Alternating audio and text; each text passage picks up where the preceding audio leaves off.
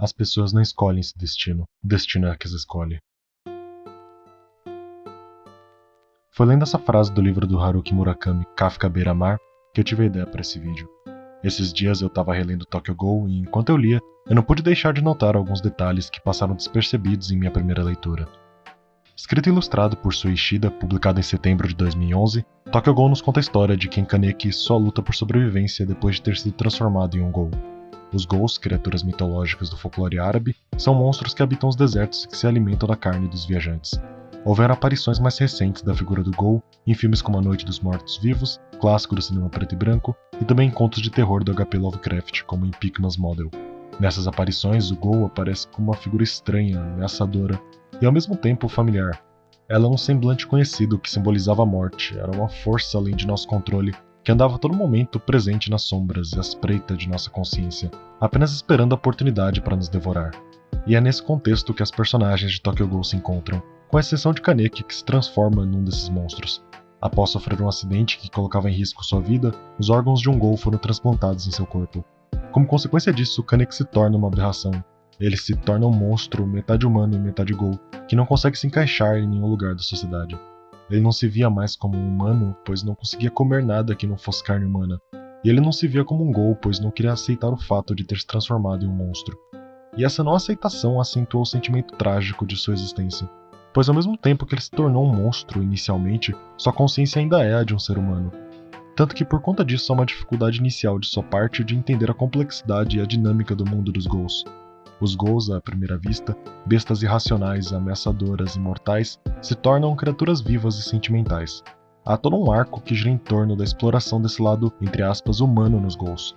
O quanto eles se parecem com nós e o quanto eles se esforçam para se inteirar em nossa sociedade. Por outro lado, os humanos, que antes eram vistos como fontes de confiança e estabilidade em um mundo cruel e trágico, agora eram vistos como seres predadores, cruéis e até certo ponto insensíveis, apenas matando para se divertirem e preencherem uma suposta moral distorcida. Eles pregavam sobre uma justiça, mas era uma justiça totalmente unilateral que deixava de lado toda a subjetividade dos Ghouls e toda a sensibilidade de sua existência. E é em meio a esse mundo subversivo e complexo que temos a figura do Kaneki, que como um ex-humano jogado em um mundo estranho, vê tudo o que ele antes acreditava, que era familiar a ele, revelar-se uma grande mentira. Uma grande e irônica mentira que vem acarretar seu final trágico. Um final macabro, grotesco e desolador. Era como se tudo tivesse sido em vão e o final feliz que esperássemos fosse apenas uma mera ilusão. Isso me faz lembrar de uma outra obra. Enquanto eu lia Tokyo Ghoul, eu não pude deixar de notar paralelos entre a obra que eu estava lendo e a Metamorfose de Franz Kafka. Escrito em 1912 e publicado em 1915, em meio ao começo da Primeira Guerra Mundial, a Metamorfose nos conta a história de Gregor Samsa e sua lenta e gradual transformação em inseto. E quando eu digo isso, eu digo no sentido literal da palavra. Uma manhã, ao despertar de sonhos inquietos, Gregor Samsa deu por si na cama transformado num gigantesco inseto. E se isso não bastasse, ainda estava atrasado para o trabalho. Trabalhava como caixeiro viajante, sob condições precárias. Havia de ficar o dia inteiro fora, entregando cartas, decorando o horário dos trens e fazendo suas refeições com a comida fria. Nunca se atrasou para o serviço e sempre trabalhou para o sustento de sua família. Mesmo odiando o emprego, jurando que se demitiria após algum tempo, ele não fazia por conta de uma dívida que seu pai acumulara.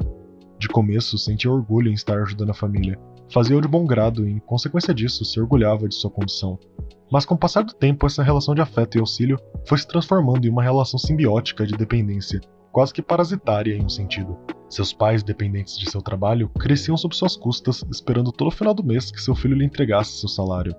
Levando isso em consideração, sua família percebendo seu atraso, vão logo tomar queixas com Gregor. Preso entre quatro paredes, com ambas as portas de sua cômoda ocupadas pelas vozes de seus familiares que perguntavam sobre seu estado, que temos a construção da tragédia de Gregor, pois, mesmo transformado em um inseto, ele não podia parar de trabalhar. Tanto que mesmo em sua condição atual, ele não para de pensar no serviço. O que ocupa sua mente durante todo esse tempo que lutava contra seu novo corpo e com as queixas de seus familiares, era justamente o quanto que ele se atrasaria para o trabalho. Cogitar essa ideia perturbava seu ser, pois tinha medo de ser demitido. Se perdesse o emprego, era provável que também perdesse o afeto de sua família. Por conta disso que Gregor se revira e se remexe de maneira tão violenta, pois se não o fizesse, tinha medo de ser ninguém para os olhos de seus pais. E como se não pudesse piorar sua situação, notando seu atraso, seu chefe vem pessoalmente à sua casa, deixando todos naquele recinto instantaneamente desconfortáveis. Como uma consequência direta disso, as queixas de seus pais começam a se tornar mais ameaçadoras, mais emotivas. Da mesma forma como tentavam convencer o chefe de que Gregor não estava bem, tentavam de toda maneira retirá-lo do seu quarto. Ouvindo as súplicas de seus pais para que seu chefe não o demita, juntando todas as suas forças que seu corpo monstruoso tinha, Gregor finalmente abre a porta. O que se segue não são momentos de comoção, muito menos de triunfo por sua parte.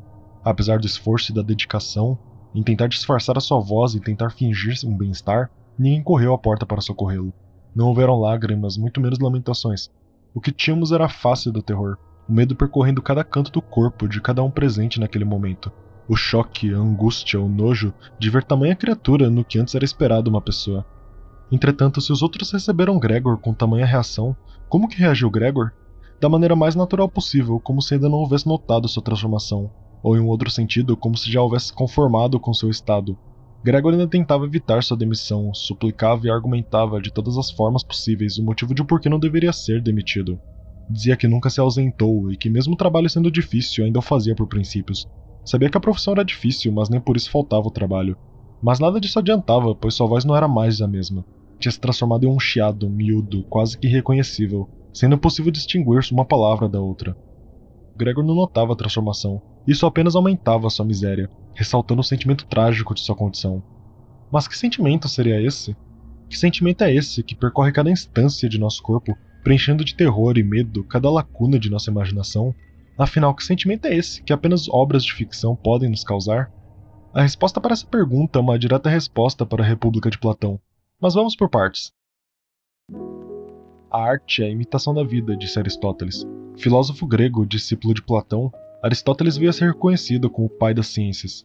Isso porque durante sua vida acumulou um vasto conhecimento sobre as ciências da natureza e o mundo. E esse seu conhecimento não apenas se resume a isso, uma vez que Aristóteles foi uma das primeiras pessoas a escrever uma crítica literária. Em seu livro, A Poética, Aristóteles cria regras para a composição de uma boa tragédia. E para isso, ele estudou e analisou várias peças do teatro grego. De um lado, nós tínhamos a comédia, que era a pura expressão do ridículo encarnado nos atores. E do outro, tínhamos as tragédias, que eram histórias de indivíduos heróicos sucumbindo à ruína. Como a arte imita a vida, as tragédias eram imitações de ações. Tanto que os personagens de uma tragédia estão ali mais para representarem uma ação do que eles mesmos. A junção de todas as ações e eventos de uma tragédia constituiria o plot. O plot é o elemento mais importante da tragédia, porque é através dele que é possível sentirmos o sentimento trágico. Esse sentimento, chamado de catarse pelo Aristóteles, em grego significa purificação. Nesse caso, o que Aristóteles quer dizer por purificação seria algo como a purificação da alma ou expurgo desta. Através dos sentimentos de pena, medo e horror causados ao assistirmos uma tragédia, estaremos de uma forma aprendendo. Estaremos aprendendo algo que seria muito grotesco caso fosse uma situação real. Sendo assim, ao assistirmos uma tragédia, estamos adquirindo conhecimento este que não poderia ser adquirido de outra forma. Mas que conhecimento seria esse? Da inevitabilidade do destino? Da fraqueza humana? Ou da infinita superioridade dos deuses? A resposta para essa pergunta diz mais de nós do que sobre o mundo em si. Conheça-te a ti mesmo, disse Sócrates. Essa é uma das frases mais célebres da filosofia, e simboliza a resposta para a utilidade do sentimento trágico.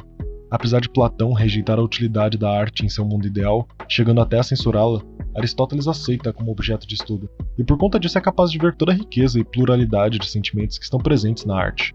É através desses sentimentos que vemos uma nova faceta de nós mesmos. Através da compaixão, do horror e do medo, vemos algo em nós que antes não era acessível. Talvez por esses sentimentos conversarem tanto com o nosso íntimo que eles são capazes de revelar algo sobre nós.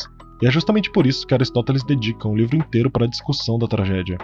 E esse sentimento catártico se reflete tanto nas tragédias antigas como nas tragédias atuais. Em Kafka, Metamorfose, o sentimento trágico surge da inevitabilidade do destino de Gregor. Não importa o que fizesse, Gregor continuaria um monstro, e nada que ele fez explica o porquê dessa transformação. É como se em uma brincadeira dos deuses eles tivessem escolhido Gregor para ser alvo de suas gargalhadas. A sua miséria provoca riso neles, que assistindo todo o espetáculo de sua condição, retiram todas as suas chances de redenção. Além disso, o sentimento trágico na figura de Gregor também surge por outro motivo. Ele surge de nosso medo da rejeição, de nosso medo da solidão. Transformado em um monstro para sempre, vendo lentamente tudo o que ele conquistou ser transformado em nada, Gregor morre no canto de seu quarto. Ele morre sozinho, desolado e triste. Triste por não somente ter se transformado naquilo que se tornou, como também por ter se tornado um fardo para sua família. Tanto que, após sua morte, o espírito daquela família se reanima. O pai cogita a criação de um negócio, enquanto que a filha talvez um casamento. É como se sua morte fosse um indício de dias melhores, de um pesadelo que finalmente acabou e que por conta disso eles podiam sonhar novamente. No caso de Tokyo Ghoul, todo o sofrimento de Kaneki e a aparente insignificância de suas ações reflete algo em nós que se traduz em nossa empatia pela personagem. Através dele, conseguimos enxergar o humano nos outros, mesmo que a figura do outro no anime não seja de um próprio humano. Isso cai em uma discussão sobre humanidade que se reflete não somente nas páginas no mangá, como também em nossa maneira de perceber o mundo. Foi só na minha segunda leitura de Tokyo Ghoul que eu fui perceber o quão importante é a discussão que está sendo levantada na figura do Ghoul. O Ghoul é um humano não humano. Eles vivem em nossa sociedade se escondendo em becos, docas e túneis. Quando saem de seus esconderijos, eles se disfarçam com nossa pele, integrando-se na multidão. Em um sentido, ele sobrevive à custa dos humanos. Mesmo sendo superior em vários quesitos, como na força, agilidade e destreza, ele ainda é dependente do humano. Ele ainda necessita de nossa carne, de nossa vida e de nosso ser. Sua existência necessariamente implica a morte de alguém. A afirmação de seu lugar no mundo é através da negação do outro. Ou seja, o Ghoul é a completa negação da humanidade. Mas ao mesmo tempo que isso é verdade, isso apenas o é quando o consideramos sob a perspectiva humana, quando observamos pelo olhar do status quo, da mídia e do que a sociedade quer que achemos deles. Para eles, os Ghouls são monstros cruéis e insensíveis, quando na realidade muito do que falam é mais um reflexo projetado da própria humanidade. Quando chegamos perto e passamos a conviver com suas dores, seus sofrimentos, é que é possível ver a beleza de sua existência. Eles são capazes de formar laços de afeto e de irmandade, coisa que às vezes está em falta em nosso mundo. Apesar de eles serem negação de nossa existência, isso não é um caso necessário, uma vez que já foi mostrada a possibilidade de coexistência. A rejeição aos Ghouls mais significa uma falta de tentativa de compreensão de um lado do que realmente uma ameaça mortal à vida humana. É claro, existem Ghouls que matam em série por diversão, mas esse também é o caso de alguns humanos, como psicopatas e serial killers. Nem por isso condenamos toda a raça humana. Sendo assim, o sentimento trágico de Tokyo Ghoul dá origem a uma narrativa de reconhecimento. Tudo na narrativa de Tokyo Ghoul gira em torno dessa palavra. Seja nas ações de Kaneki tentando mostrar para Amon o lado humano dos Ghouls, como também nas ações de Hide e Kimi que, mesmo sabendo que aqueles mais próximos são Ghouls, aceitam-os da maneira que são. Mesmo monstros como o caçador de Ghoul, Mado, possuem uma família e lutam por ela. E é nesse dilema moral que se desenrola a tragédia de Tokyo Ghoul, pois ao mesmo tempo que um lado está certo, o outro também está. Em Tokyo Ghoul, nada é tão óbvio quanto parece. A impossibilidade por um diálogo é originário de um ciclo de ódio que dificilmente será lavado com sangue. E as personagens dificilmente percebem isso, pois elas já estão inseridas nesse ciclo tóxico. Esse é o caso da Touka, que, em uma tentativa de proteger Hinami, acaba por matando um caçador de Ghouls. E esse é o caso do próprio Mado, que teve sua esposa morta pelo Ghoul de um olho só. Mas antes de irmos mais a fundo na análise, apenas um detalhe no que concerne à tragédia aristotélica. E esse detalhe muda quase tudo no que discutimos até então. De acordo com Aristóteles, o maior impacto que o sentimento trágico pode causar provém não dos acontecimentos, mas sim das qualidades do herói. Sendo assim, quanto mais ético, moral ou virtuoso o personagem, mais sofremos com sua tragédia. No contexto de Tokyo Ghoul, isso faz muito sentido, uma vez que Kaneki pode ser considerado um indivíduo virtuoso, se usarmos como padrão o adolescente médio japonês. Mesmo diante de seres que ele não conhece e que até o momento para ele eram considerados hostis, ele não deixa de mostrar empatia pelo seu sofrimento, chegando ao ponto de lutar de mãos vazias contra um caçador de Ghouls em uma tentativa de proteger um Ghoul. Além disso, mesmo sendo um Ghoul, ele não se entrega ao prazer hedonista. Mesmo tendo já experienciado a fome como um Ghoul e já ter comido a carne de um humano, ele não se entrega ao prazer da carne. Pelo contrário, ele está constantemente lutando contra seus instintos, pois ele sabe que ele é a chave para uma futura reconciliação entre os dois gêneros. Por isso que suas palavras ressoam tanto na luta contra Amon, pois eram palavras sinceras de preocupação, vindas de uma pessoa que já viu demais.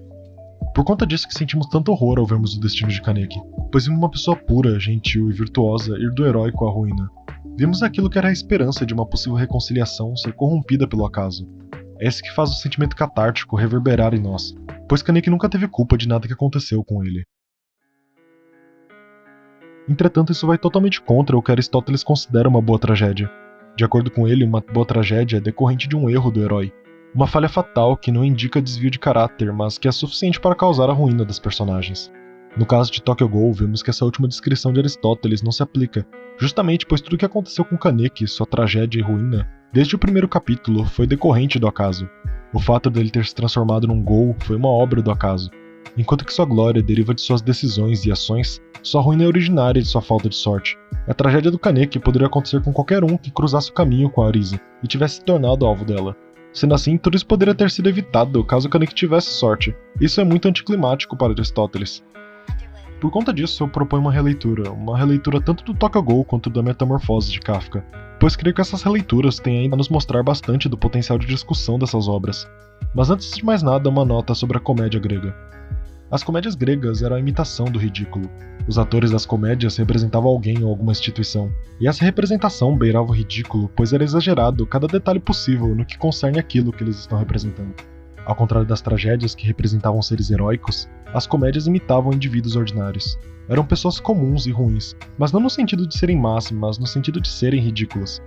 O ridículo, para Aristóteles, consistiria em um defeito ou uma falha que não é dolorosa e nem destrutiva. Isso funcionaria da mesma forma como a máscara utilizada na comédia. Com feições exageradas e proporções ridículas, a máscara induzia o riso, mas não era em si dolorosa. Mas ao mesmo tempo que a comédia grega induzia o riso, ela também apontava por uma sutil crítica. Uma crítica a instituições, valores e pessoas que, muitas vezes, passava despercebido sob o pretexto de ser uma piada. Sendo assim, além de produzir um efeito cômico, a comédia também tinha a função de regularizador social, uma vez que era exposto ao riso toda prática, costume ou indivíduo que fugisse da norma. Sendo assim, em vista dessa dupla função da comédia, temos uma possível nova interpretação de Tokyo Ghoul e de A Metamorfose. Em A Metamorfose, Gregor, além de estar longe de se enquadrar como um herói virtuoso, há uma outra problemática na narrativa, e essa problemática provém do fato de, estranhamente, Gregor apenas pensar no trabalho. Não é estranho pensar que, mesmo transformado em um monstro, a primeira coisa que ele pensa é sobre seu emprego e quanto que ele irá se atrasar para chegar lá? Olhando pela perspectiva da comédia, A Metamorfose de Kafka pode ser entendida como uma comédia sobre relações de trabalho. Kafka satiriza a condição do homem moderno em relação ao seu trabalho. Tendo se tornado escravo do capital, a única coisa que ocupa a mente de Gregor é o trabalho. Tanto que mesmo tendo se transformado em um monstro, ele apenas pensa nisso. A sua angústia provém não do fato dele ter se transformado em um inseto gigante, mas sim pelo fato de que este não poderá trabalhar mais. Em um sentido, Gregor sempre foi um inseto, filosoficamente falando e psicologicamente falando. Ele teve sua mente reduzida de um inseto há um bom tempo. Isso explicaria o porquê de quando se tornou um monstro, este não tinha notado nada. Em sua cabeça ele sempre foi e pensou como um inseto. Isso seria explicado por conta da dinâmica do capital, pois o capitalismo inibe a agência do trabalhador, fazendo com que este se aliene em meio ao processo do trabalho. O trabalhador perde toda a noção da realidade, tendo o trabalho se tornado seu mundo. E isso é tão verdadeiro que sua própria família o afirma que Gregor só pensa no trabalho e que ele não tem amigos e nem sai de casa. Sua realidade, seu mundo e suas relações podem ser todas reduzidas à dinâmica do capital. Podemos ir mais além nessa interpretação e apontar uma outra possível crítica na maneira como o capital afeta nossas vidas. Gregor morreu de inanição, mas antes disso ele morreu de descaso. Descaso pela família, que não o enxergava mais como alguém. Após ter perdido seu emprego, Gregor se tornou um fardo para sua família.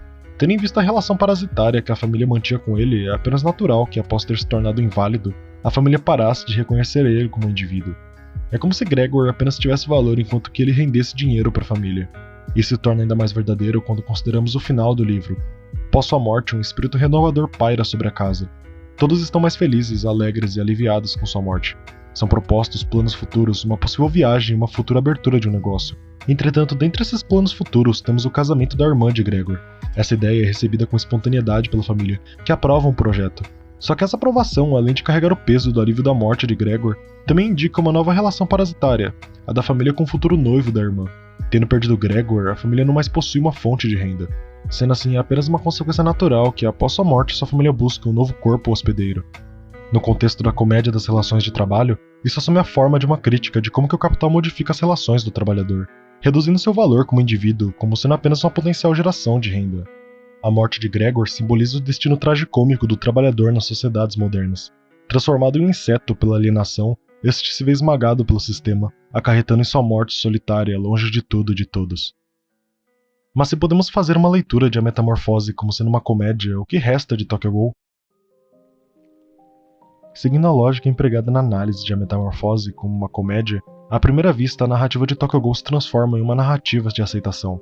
Em Tokyo Ghoul vemos diferentes lados de Kaneki. Vemos ele como um ghoul, vemos ele como um humano. Em versões mais recentes da obra, vemos até ele como um caçador de ghouls. Essas diferentes versões do Kaneki todas lidam com um conflito interno. Um conflito existencial acerca de sua identidade. Há um problema de aceitação em toda a narrativa e esse problema percorre cada personagem da história.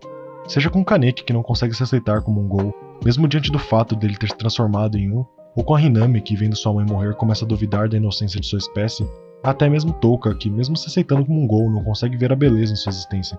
Isso também se aplica aos vilões do anime, como por exemplo Amon, que mesmo sentindo um ódio mortal aos Ghouls, começa a duvidar de sua própria moralidade.